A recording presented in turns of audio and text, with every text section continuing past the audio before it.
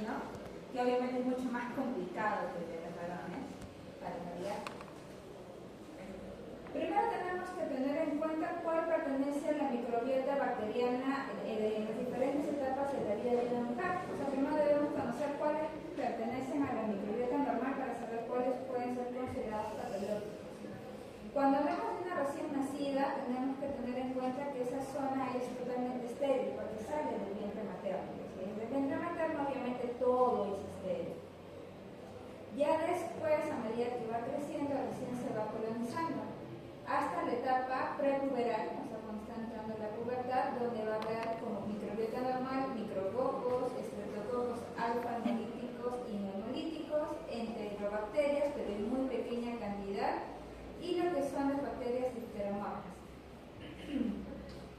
Ya en la parte adulta, cuando ya uno es adulto, va a tener tanto a gram positivos como gram negativos como parte de la microbiota, tanto aerobios como anaerobios.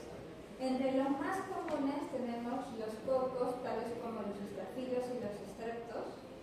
Ya en cuanto a la parte de los bacilos, principalmente tiene lactobacillus en un alto porcentaje y también algunos corinobacterios, obviamente no patógenos.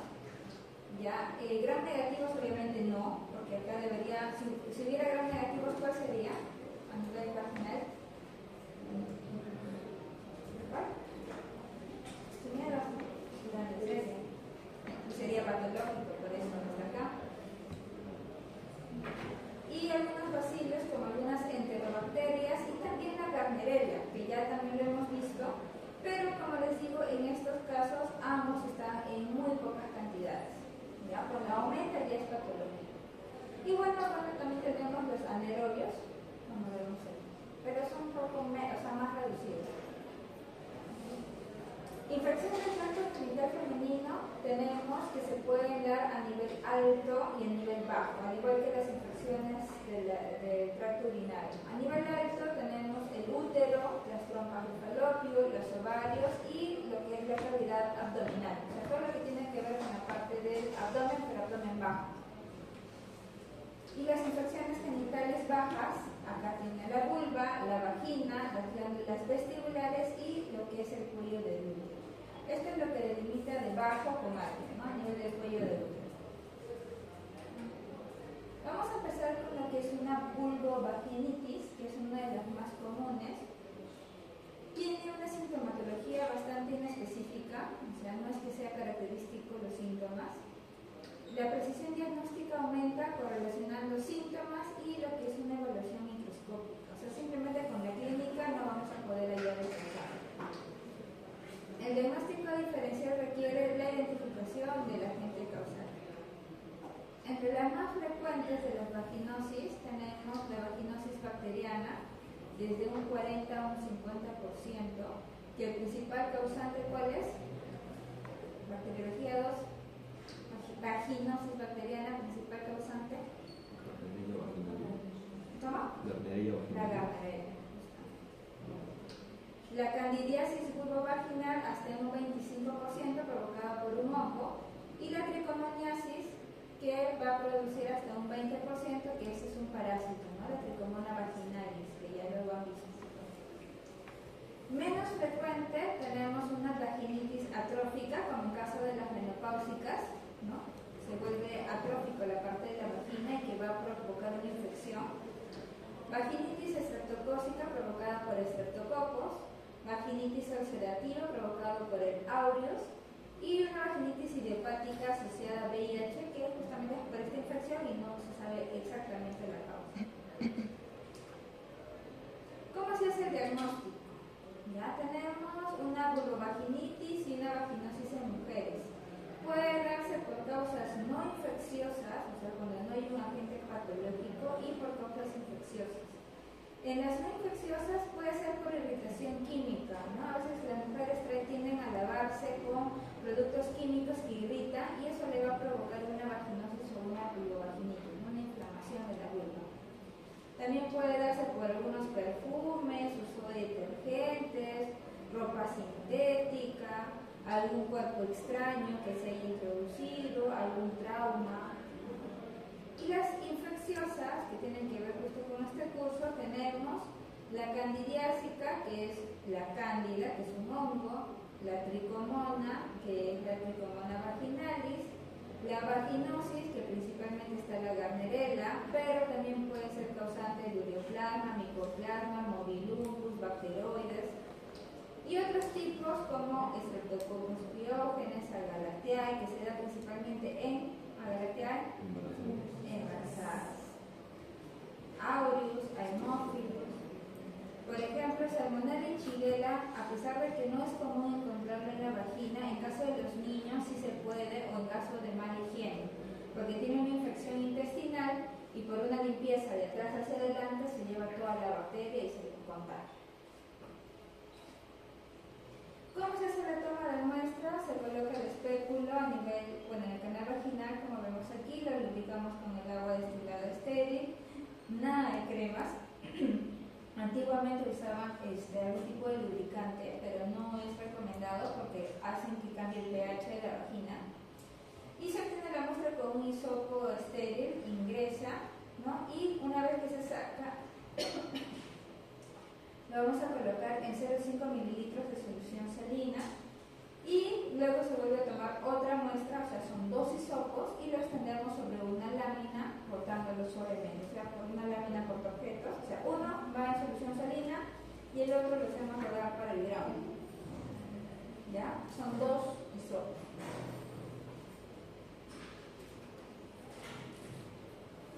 Por ejemplo, esta forma, o lo que normalmente les puede llegar son las en ProSets, en el programa de ProSets. ¿Conocen el programa de ProSets, no? ¿Conocen el programa de ProSets? ¿Para qué es? Ya son donde van las chicas malas, que hacen cosas malas. No, justamente la parte de las prostitutas van al programa de ProSets. Ellas mensualmente tienen que pasar por lo que es ese chequeo para su carnet sanitario, ¿no? Para ver que no tengan ningún tipo de infección vaginal ni que estén propagando cualquier virus, bacteria, hongos, parásitos por todos lados, ¿no? Entonces ellas mensualmente pasan por este programa de ProSets, ¿no? Y tienen que tener su carnet de salubridad, cosa que los hombres nunca piden cuando van a los hospitales. Siempre terminan infectados de cualquier cosa. ¿Ya? Entonces, por ejemplo, de esos programas, por ejemplo, en el MINSA les puede llegar bastante la que son secreciones vaginales. Esos sus casquitos con sus ojos. Tenemos lo que es la vaginosis bacteriana, ya habíamos mencionado que es común en mujeres en edad reproductiva principalmente, ya del 40, representa del 40-50% de las infecciones vaginales, y aquí están los microorganismos asociados a lo que es la vaginosis bacteriana, son patógenos oportunistas responsables de infecciones genitales no venéreas. ¿Por qué oportunistas? Porque habíamos visto que la Gardnerella era parte de la microbiota normal, ¿no? Pero en muy pequeñas cantidades. ¿Qué cosa en sí es una vaginosis bacteriana? Es un desequilibrio ecológico de la microbiota vaginal. O sea, de todo lo que están ahí metidos, ahí hay un desequilibrio. Y se establece una flora variada, integrada por agentes anaerobios, anaerobios facultativos y aerobios. O sea, todo eso está en armonía, ¿no? Cuando estamos sanos. Cuando hay una vaginosis hay un desequilibrio. Unos quieren aumentar, eliminan a otros. No es un cuadro debido a un determinado agente infeccioso, sino que obedece a una multicausalidad, es decir, que tiene múltiples causas. ¿Ya? Los neutrófilos no constituyen un componente notable del flujo vaginal, lo que sugiere que los microorganismos no invaden el tejido subepitelial, por eso se denomina vaginosis. Porque pueden decirme, ¿cuál es la diferencia entre una vaginosis y una vaginitis? La vaginitis es una inflamación, ahí sí va a haber la cantidad de leucocitos que van a ir a defender, ¿no? ¿Por qué? Porque está dañando el tejido. En cambio, la vaginosis, como les había dicho, no va a haber la presencia de neutrófilos o leucocitos. ¿Por qué? Porque no está invadiendo el tejido, lo único que está viendo es un cambio de microbiota. O sea, los malos están ahí atacando, matando a los buenos, pero no está ocasionando una infección. ¿Ya? Por eso es la diferencia entre una vaginosis y una vaginitis. Acá no hay inflamación.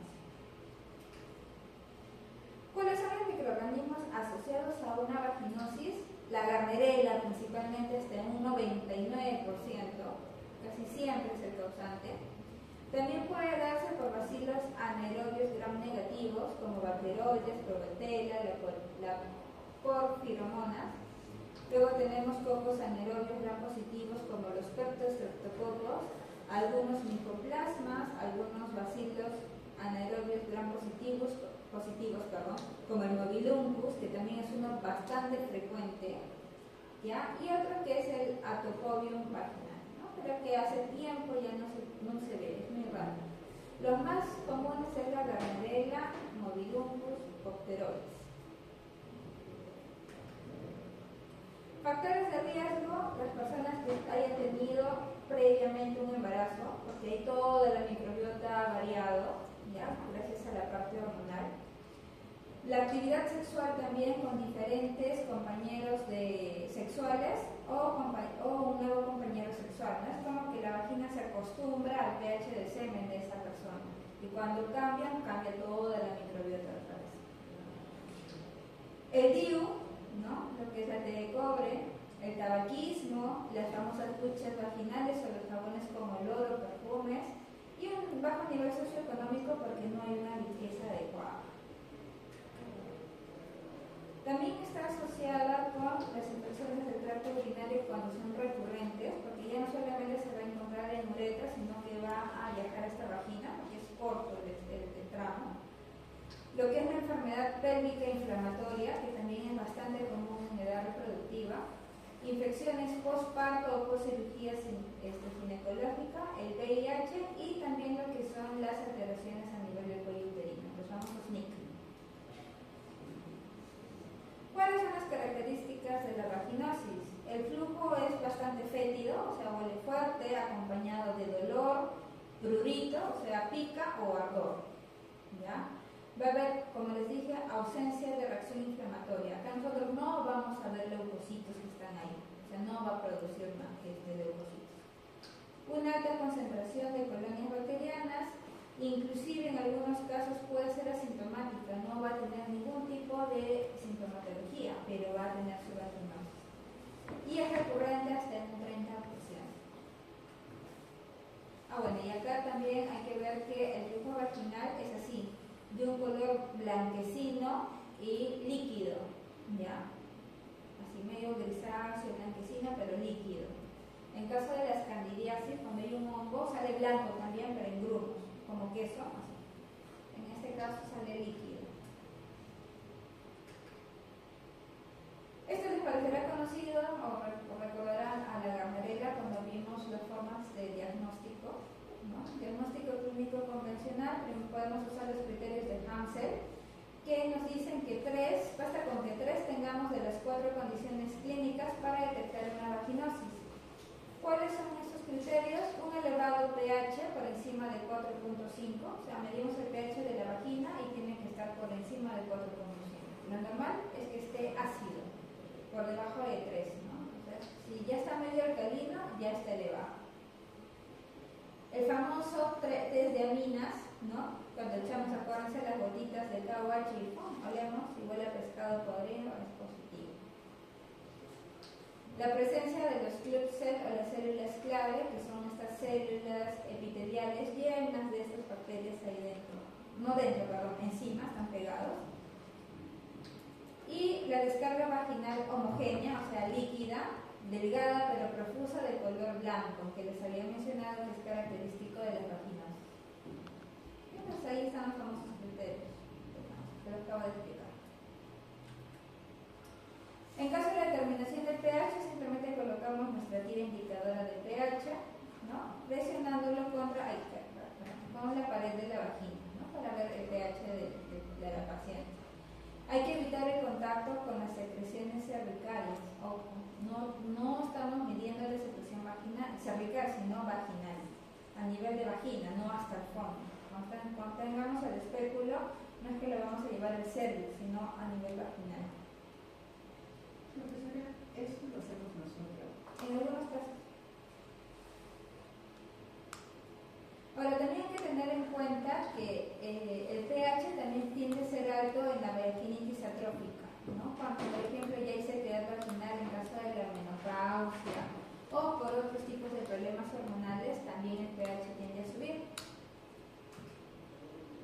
famoso test de aminas, que ya les había dicho, que colocan parte del flujo vaginal, lo mezclan con 2 gotitas de KOH al 10% y a olfatearlo, ¿no? Y típico olor a pescado podrido.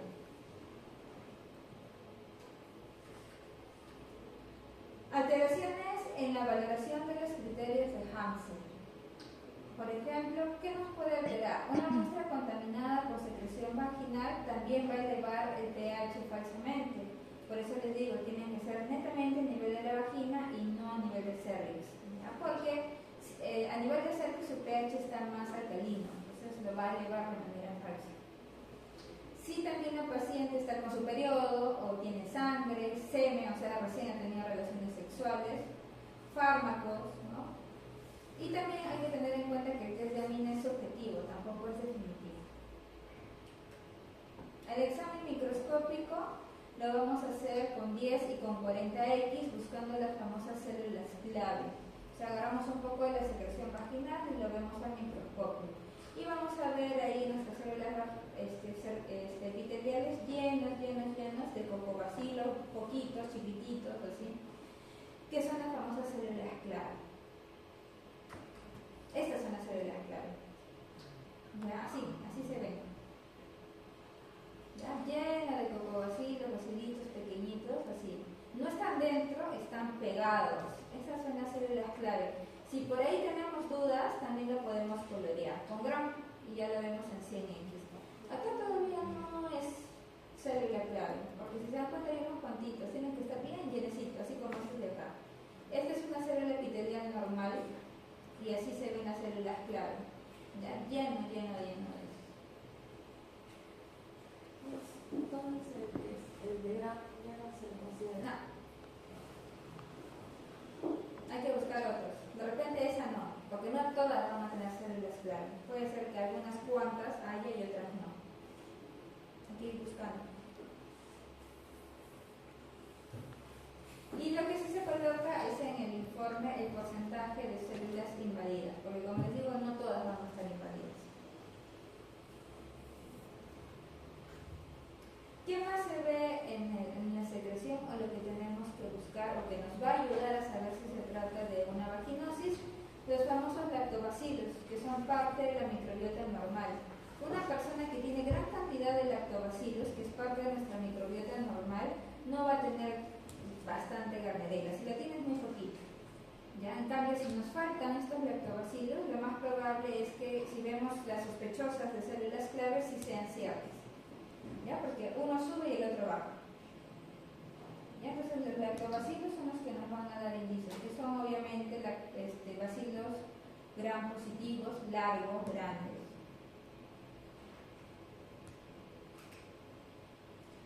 Otro de los que producen lo que es la vaginosis es el mobiluncus. ¿Ya? El mobiluncus es muy parecido a la Gardnerella. También es un bacilo gran variable, al igual que la Gardnerella. Este es móvil, anaerobio, es la diferencia. Es un anaerobio estricto, oxidasa negativo, catalasa negativo. Y se ven iguales, pero miren, ahí están chiquititos. Así son, medios curvos. ¿Hasta ahí preguntas, chicos? ¿Se va entendiendo? Ahora pasamos a los famosos criterios de Nugent. ¿Ya? Este es un criterio estandarizado de diagnóstico donde tiene un puntaje o un score que va de 0 a 10 y evalúa la combinación bacteriana que se encuentra en este flujo vaginal. Vamos a evaluar los lactobacilos, que son parte de la microbiota, la Gardnerella y bacteroides y lo que es el mobiluncus. ¿Ya? Entonces, para que vean la diferencia, estos son bacilos gram positivos grandes, con extremos planos, medios cuadrados. La Gardnerella son cocobacilos pequeños, gran variables. Y el mobiluncus son bacilos, gran variable también, pero son curvos. Y así se evalúa el sistema de puntuación de Nugent. ¿Ya? Va en una puntuación de 0 a 4 y se va chequeando y se le va dando una puntuación. Por ejemplo, si la secreción que yo estoy realizando tiene de 5 a 30 lactobacilos, la puntuación es 1. De Mobiluncus no veo ninguno, entonces 0, sigo con 1 hasta ahorita. Y de Gardnerella, bacteroides, veo de 1 a 4, o sea, células infectadas es 2. 2 más 1 me sale 3. ¿Sí? ¿Sí? ¿Se entendió? Se va sumando. ¿Ya? Voy por otro ejemplo. De Lactobacillus no tiene nada de esa paciente, entonces es 4. De Mobiluncus hay bastante, más de 5, son 2, ya van 6. Y de Gardnerella va, no sé, de acá de 5 a 30, van 3. 6 más 3 van 9. ¿Sí? ¿Y para qué hago esto? Para esto. Este es el puntaje de morfotipos bacterianos. Si habíamos sacado que es de 9, está a este nivel, donde se considera ya una vaginosis bacteriana con predominio de bacterias anaerobias. ¿Ya? Para eso sirve. ¿Ya? Y esto nos da el indicativo de si hay presencia o no de inflamación. Reacción inflamatoria vaginal. ¿No? Entonces, dependiendo de cómo nos salga, vamos buscando el puntaje y nos van dando más o menos lo que tiene, ¿no? Por ejemplo, si va de 0 a 3, aquí la diferencia con el de acá arriba es la presencia de la inflamación. Uno tiene microbiota normal con predominio de lactobacillus, que esto es lo adecuado que debería tener una mujer. Y aquí está la microbiota normal, pero ahí, bueno, también hay predominio de lactobacillus, pero está presente la reacción inflamatoria vaginal, o sea, hay inflamación presente. Por eso sí, acá se pone, entonces ahí tenemos la diferencia. Después simplemente evaluamos el puntaje. ¿Hasta ahí se entiende? ¿Sí? ¿No? ¿A medias? La reacción inflamatoria de la vaginitis. No, la inflamación de la vagina. La reacción inflamatoria de la vagina. Y pero la vaginitis no. Se produce una inflamación de todo. En este solamente hay una inflamación a nivel de vagina, una reacción de la inflamación. Pero no hay leucocitos. No hay leucocitos. ¿Ah?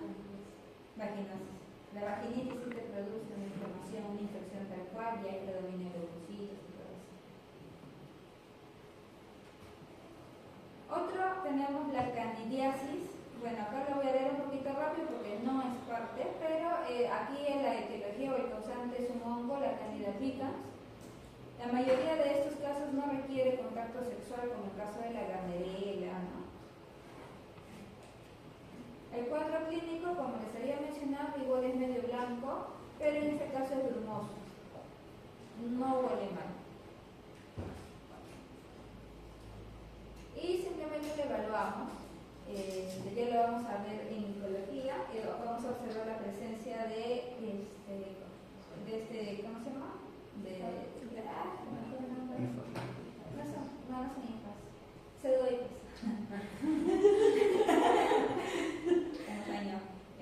De pseudohifas, ¿no? Y vamos a ver las tomas y todo eso. Eso se va a ver con una OH. Así, lo que ustedes ya han visto en el gramo, ¿no? La presencia de pseudohifas. Inclusive trajeron una orina, creo, ¿no? Ahorita te recuerdo para mostrar así, ¿no? Que tenían varias levaduras y pseudohifas.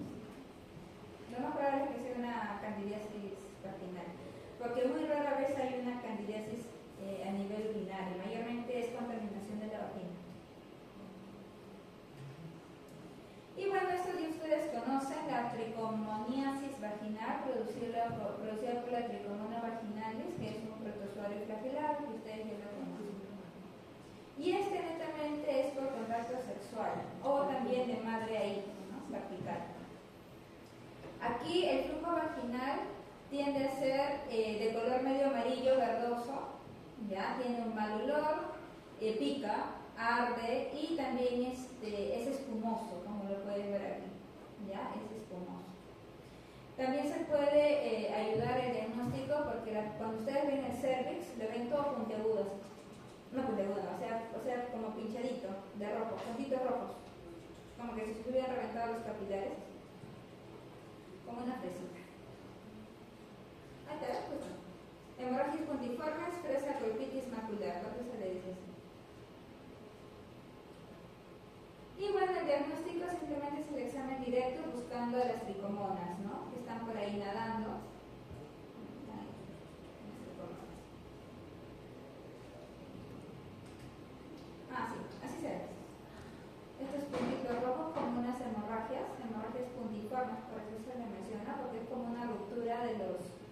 de los vasos sanguíneos a nivel del cervix, ¿no? Y eso lo hacen las tricomonas, van rompiendo, como queriendo entrar y producen microhemorragias, pero igual se pueden dar, ¿no? Miren la cantidad de que hay, no estos grandes, sino inclusive estos chiquititos. En resumen, ahí está el resumen, justamente hay unos que conservan el pH, otros que suben, otros que bajan, la presencia de polimorfos, no la presencia de lactobacilos. Listo. ¿Hasta ahí preguntas, chicos? ¿Dudas? Chicos, reaccionen. ¿Dudas? Pasamos a las vulvovaginitis en pediatría, en caso de las niñas.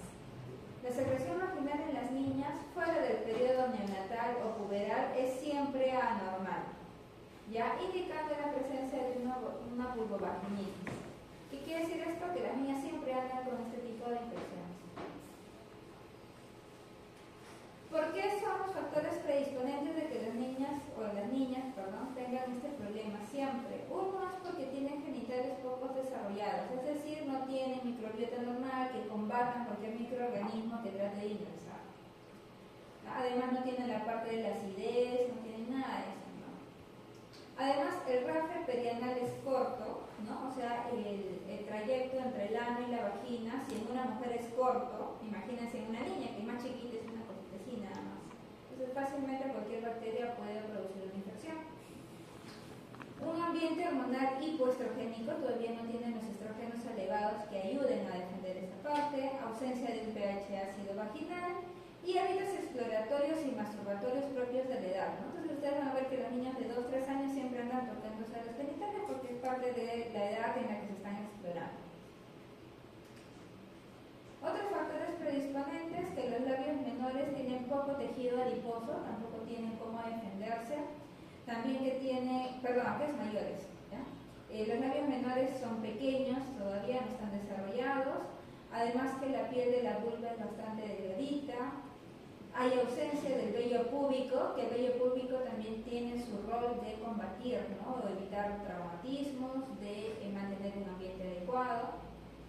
La higiene inadecuada propia de la edad y la contaminación por deposición. Como les digo, a esta edad aún no saben cómo se hace y se van de atrás hacia adelante, ¿no? Pasando con todas las heces a nivel de la vagina y lo que es uretra. Diagnóstico microbiológico, igual como hemos hecho en adultos, tenemos las vulvovaginitis en niñas que pueden tener aquí dos cosas, con sangrado y sin sangrado. Cuando tienen con sangre, obviamente no es el periodo, porque todavía son niñas, puede ser por lo que es un condiloma, puede ser por presencia de un cuerpo extraño que ellos mismos se pueden haber introducido, lo que es un hemangioma, también que pueden tener algunas niñas, otros menos extraños, la pubertad precoz, por ejemplo cerca de 7-8 años, algún tipo de traumatismo, incluyendo lo que es un abuso sexual, que hay que tener cuidado, ¿ya? También puede ser enfermedades cutáneas, lo que es estreptococopiógenes. ¿Por qué puede llegar el estreptococopiógenes a la vulva, en caso de las niñas?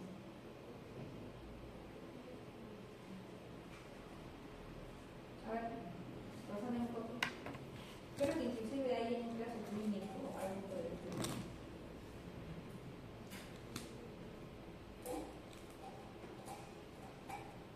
Porque el piógenes no es propio de ser un patógeno ahí, ¿no? Para las niñas son los mocos, todo eso, después se van explorando y obviamente se ven a contagiar. Exacto, tienen que darse cuenta de qué estamos hablando, chicos. ¿Ya? Entonces las niñas que están por el problema de faringitis, por piógenes, que es propia de la edad, están que se lavan los mocos, de todos no se van a lavar las manos, después van al servicio, simplemente se tocan y ya, se contagian. Entonces hay que tener en cuenta eso. ¿Ya? Ahí sí podría ser considerado patológico, en caso de un niño, pero es un adulto no. O sea, que sea un paciente psiquiátrico, ¿no? Y también la Shigella, la E. coli también puede considerarse ahí patológico porque acuérdense que vienen de las deposiciones.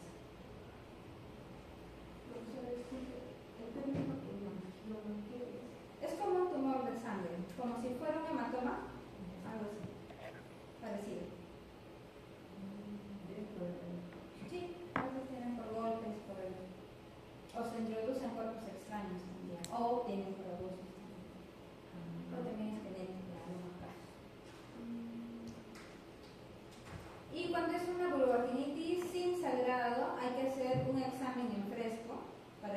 de qué se trata, y buscar el patógeno específico y también tratar de ver cuál pertenece a la microbiota normal, ¿no? O no. Hay que ver si tiene alteraciones anatómicas, como una doble vagina, con fístula inclusive. Hay niños que presentan eso. Ya en la adultez ya saben que tiene y ya, ¿no? Lo tratan. Pero en los niños todavía no se sabe. Hay personas que nacen con doble vagina, ¿ya? Y con fístula. Fístula a veces a nivel de colon, o sea, un conducto que conecta el colon con la vagina. Entonces las heces también salen por la vagina. ¿Ya? Hay ese tipo de alteraciones anatómicas. Ya también puede ser por una vulvovaginitis en específica, por una mala higiene, ¿no? Por algunos tipos de problemas psicosomáticos, enfermedad sistémica.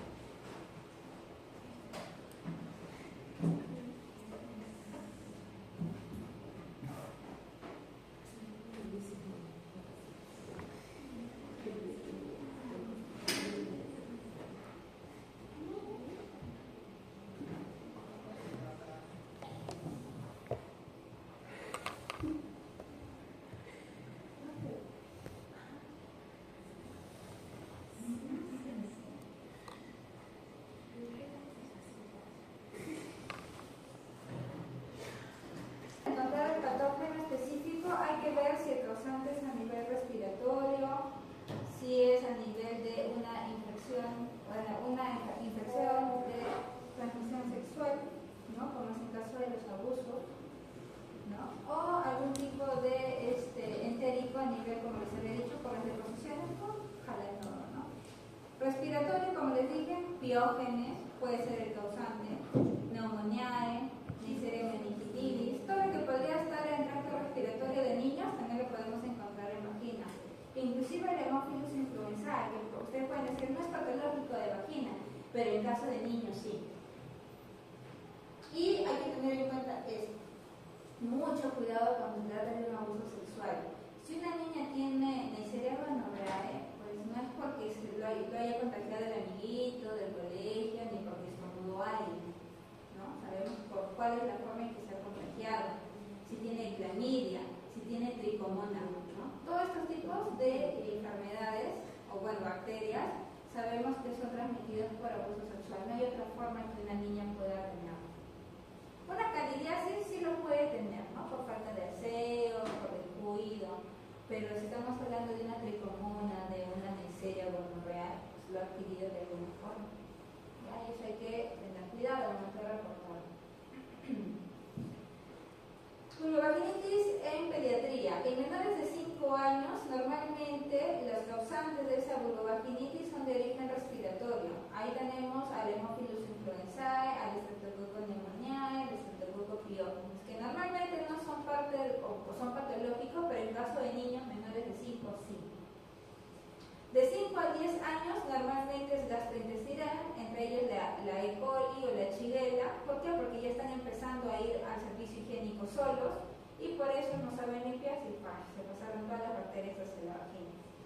Y en casos mayores de 10 años, justamente por el cambio hormonal que ya están entrando a la pubertad, puede haber lo que es la candidiasis y lo que es la Gardnerella vaginal.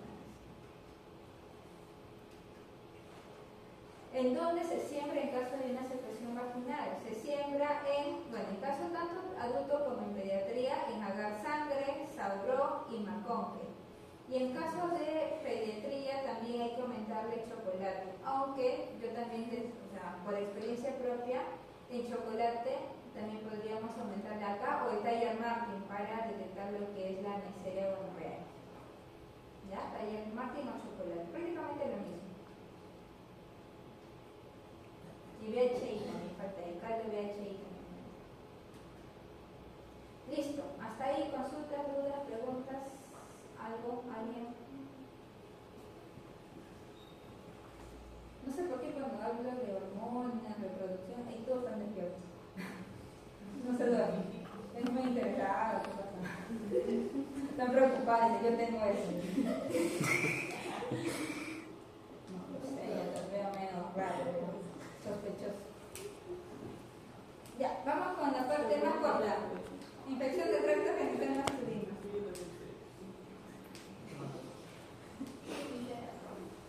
No me acuerdo, es que ellos no es tan complicado. Las mujeres hasta acá somos complicadas. La verdad no pasa. Yo soy mujer, pero ya he visto varias cosas. No, muy complicadas. Infecciones del tracto genital masculino, vamos a ver que las infecciones se pueden clasificar en tres tipos. Infecciones de transmisión sexual, infecciones del tracto urinario, debido obviamente porque están conectados los mismos, o sea, pasan por el mismo conducto, y las infecciones asociadas a desequilibrios de la microbiota bacteriana. El primero, que son las infecciones del tracto genital masculino, vamos a ver un gran número de bacterias pueden colonizar el tracto reproductivo masculino y desencadenar procesos infecciosos con múltiples consecuencias. Claro que es mucho más difícil gracias a la uretra, ¿no? Porque la uretra es muchísimo más larga que la de la mujer, gracias a que, ¿no? Este tipo de infecciones se caracteriza por ser comunes, pero generalmente autolimitadas, es decir, molesta unos días y pasó. ¿Ya? Y la gran mayoría de los casos también pueden ser asintomáticos. O sea, el paciente lo puede tener, pero no tiene ninguna molestia. Lo que le da carácter de una infección crónica, acompañada en algunas ocasiones de inflamación persistente, que puede finalmente generar alteraciones en la fertilidad. ¿No? A veces, como pasa totalmente asintomático, los pacientes lo dejan ahí tranquilamente, no saben lo que ha pasado, pero tranquilo, y en eso menos pensado, infértil.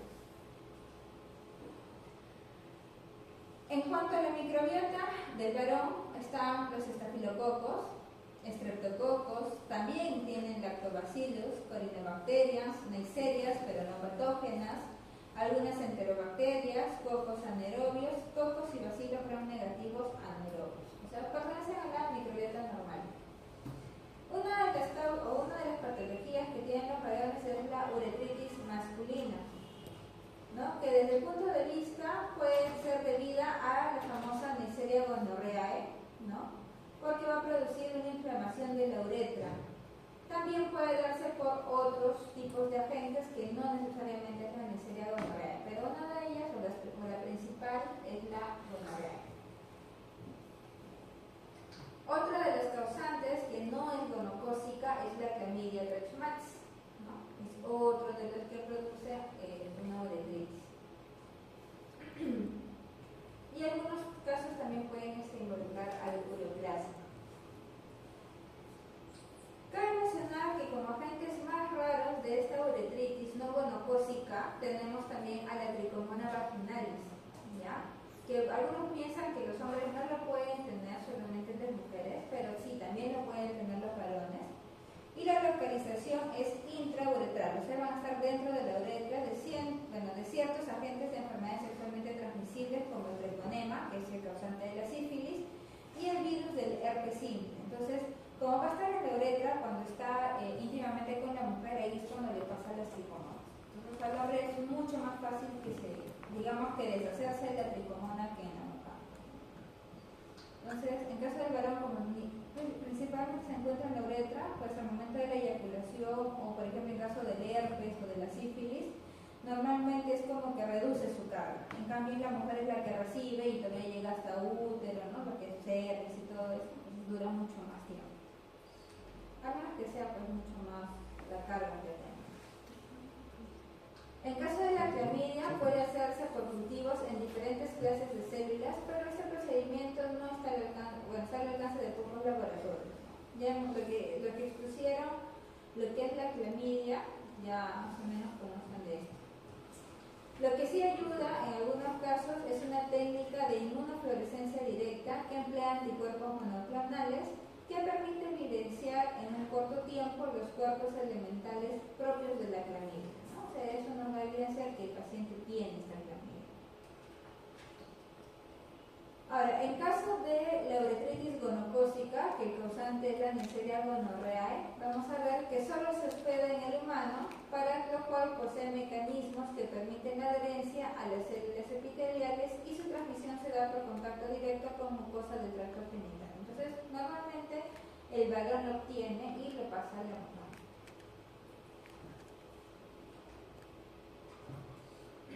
Metodologías para el diagnóstico de infecciones del tracto genital masculino. Vamos a ver que el éxito en el diagnóstico microbiológico proviene en gran medida de la calidad de la muestra que se obtenga para el análisis. Sin embargo, la investigación microbiológica del tracto urogenital masculino se torna compleja debido a múltiples componentes de la secreción uretral y a los múltiples microorganismos saprofitos que pueden encontrarse. Hemos visto que por ahí pasa tanto orina como semen, ¿no? Líquido seminal y todo eso. Entonces es un poco complicado detectar por dónde viene la infección, si es urinaria, si es prostática, si es uretral, ¿no? Como en todas las pruebas microbiológicas, se debe tener cuidado especial con la generación de falsos positivos o negativos. Por ejemplo, por la presencia de gérmenes en sitios genitales expuestos como el glande o el prepucio.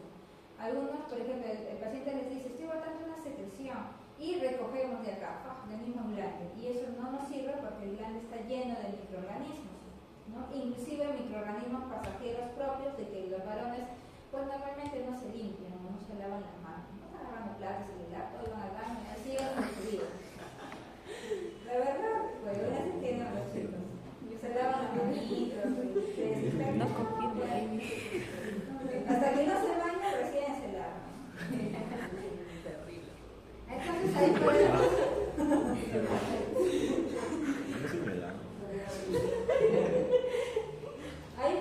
tener digamos, microorganismos propios del glande o microorganismos transitorios y no propios de la secreción. Y ahí podemos ver un falso positivo. La secreción uretral parece ser apropiado para el diagnóstico de procesos infecciosos, teniendo en cuenta que el paciente debe tener una abstinencia sexual de por lo menos 24 horas, cosa que a los varones no les gusta, y de una micción de por lo menos, y de micción de por lo menos 3 horas, y en todos los casos debe suspenderse el uso de medicamentos, especialmente antibióticos, con una semana de anterioridad. Entonces, si queremos obtener la secreción uretral, abstinencia al menos 24 horas o 3 días, que es lo recomendable, y al menos 3 horas no debe haber miccionado el paciente, ¿ya? No debe haber miccionado para evitar de que pueda arrasar con todos los microorganismos. Y de donde se obtiene la muestra o el exudado uretral es así como lo ven aquí. Agarran el hisopo, presionan lo que es el glande un poquito para que se vuelva curvo, la parte del ingreso no esté recto, sino curvo, e ingresan el hisopo un poco y sacan. No, molesta. Ya no molesta, ¿sabes que tienen que ser muy chilladas? No le gusta. No, pues en el que tienen que dilatar. Claro. Bueno, en mi caso, por ejemplo, privado control claro, pero tampoco que sea doloroso, pues. O sea, es incómodo, obviamente. En caso de los varones, ustedes, bueno, los varones, pero las chicas que tienen a sus chicos, la parte del glande presionenlo así de arriba abajo y se va a poner como un huequito redondo. Que todos tienen DNI azul, ¿no? Todos tienen DNI. Lo único que hacen es ingresar el hisopo un poco y solamente lo giran y ya está. Pero obviamente primero tienen que haber hecho el aseo, toda la parte a nivel del glande.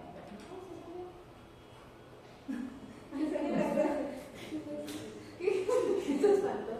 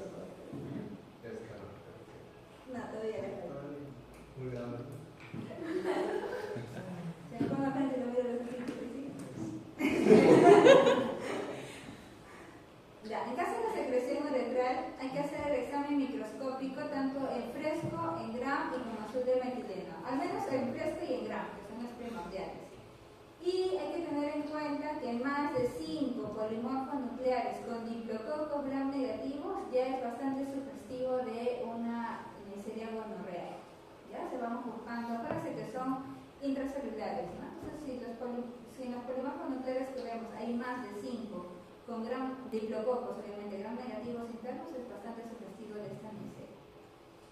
Se puede hacer el cultivo, como les dije, en agar chocolate o tallar Martin para el diagnóstico, ¿no? Y toda la parte del diagnóstico ustedes ya la conocen, lo hemos visto en la unidad 2. Ahí están justamente en la tensión gram, podemos observar los diplococos gram negativos. Y si no tenemos, también nos ayuda el azul de metileno porque vamos a observar bacterias intracelulares, ¿no? Bueno, en el caso de la Neisseria gonorrea ya sabemos cómo lo identificamos, utilizamos el agar chocolate o el tallar Martin. También podemos usar otros tipos de pruebas bioquímicas, que también lo hemos visto, la oxidasa, y hay otro que no lo hemos visto, pero es el superóxido, que justamente es parecido al de la catalasa. Pero aquí no hay eso. O casi muy poco lo utilizan. Mayormente usamos este y esto nada más. Ahí está, para que recuerden, diplococos, agar chocolate, cómo crecen las colonias y la parte bioquímica.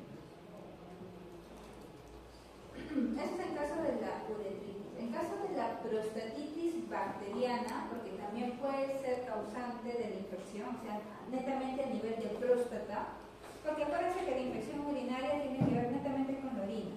Este de acá va a ver con la próstata.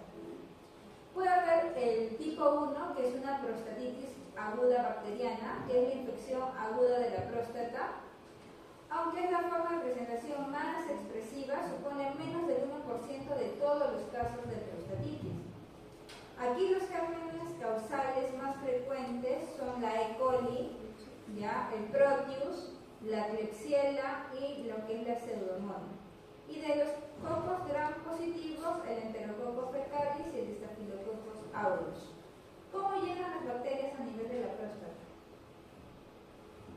¿Alguien sabe? ¿O se imagina? ¿Ah? Retención que se va a la vejiga.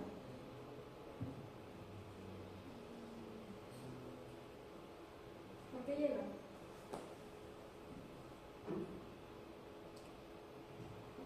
Chicos, machos, alfas. Fisiología, chicos, ya llegó a física.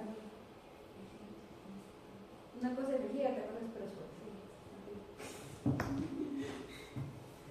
¿Cómo llegan las bacterias a la próstata? ¿Ah? Mete la eyaculación o el conducto eyaculador, sí, pero ¿qué? ¿Mete algo? ¿Ingresa algo?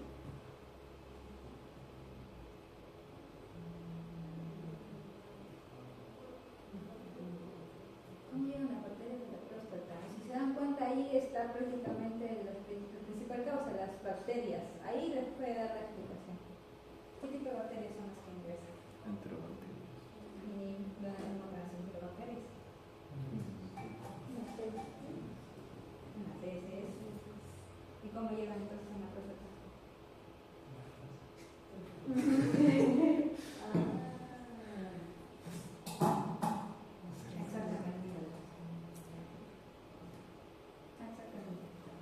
Y como a los hombres no les gusta hacerse demasiado ni nada por el estilo, pues. Además recuerden que al momento de la eyaculación no todos es que salga. Hay una parte en que obviamente la próstata se contrae para la eyaculación y esa parte como que succiona y después se expulsa. Y ahí es cuando llegan las bacterias.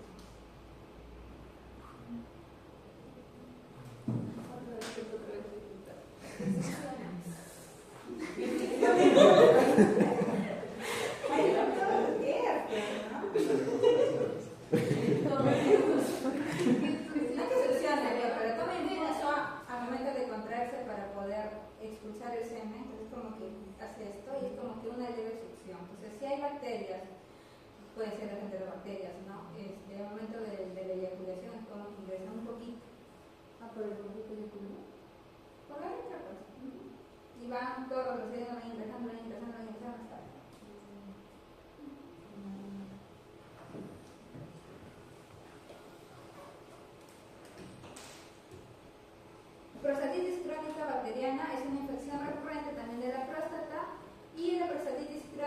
bacteriana supone del 5 al 10% de todos los casos, ya que está definida por la infección recurrente de un mismo germen, ¿no? Por eso es justamente crónica. También son frecuentes la hemospermia. ¿Qué es hemospermia? Sangre, exactamente, a nivel del semen. Y dolor durante la eyaculación. Para validar su diagnóstico, esta sintomatología deberá ser expresada durante más de 3 meses, ¿no? Para que sea crónica. ¿Cómo se hace la toma de muestra de líquido prostático? ¿Ya? Aquí existe, primero lo haces miccionar al paciente, ¿ya? Va a miccionar, va a vaciar su vejiga. Luego de eso, a nivel del líquido prostático que va a tener, lo va a botar, ¿ya? Hay un líquido ahí que lo va a botar. Luego de eso, por la parte del recto, vamos a estimular la próstata del paciente, que es un masaje prostático. Y luego ese líquido que se va a contener ahí, ¿no? Va a botar. Ahora, si este líquido, o sea, todo esto lo vamos a sembrar, los 4. Si este líquido es el que contiene bacterias, o sea, el problema está netamente a nivel de próstata.